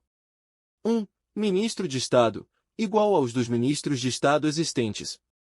2. Secretário-Geral e Inspetor-Geral de Finanças, símbolo 1C3, consultor jurídico, igual ao dos consultores jurídicos dos ministérios existentes. 4. Diretor do Centro de Aperfeiçoamento, símbolo 2C5, Diretor-Geral do Departamento de Serviços Gerais, símbolo 1C.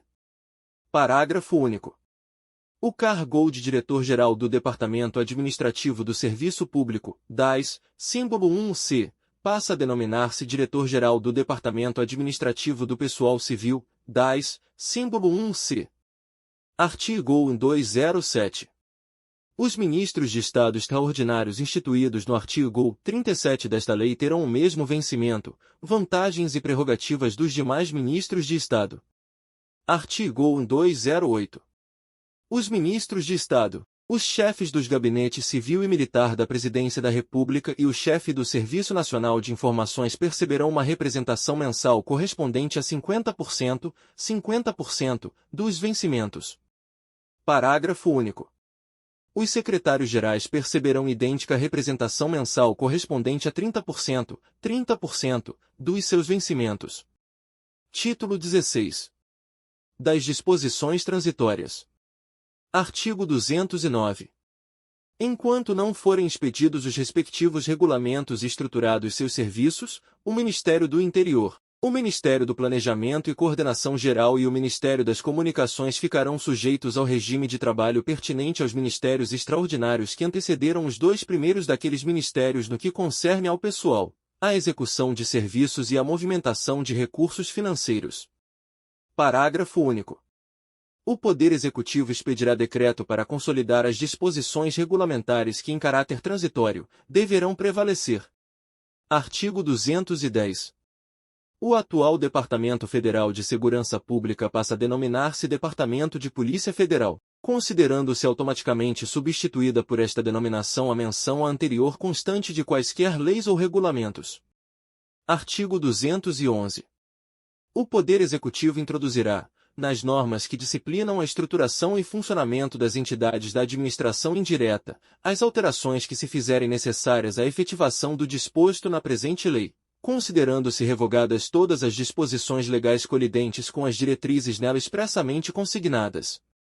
Artigo 212. O atual Departamento Administrativo do Serviço Público, DAS, é transformado em Departamento Administrativo do Pessoal Civil, DAS, com as atribuições que, em matéria de administração de pessoal, são atribuídas pela presente lei ao novo órgão.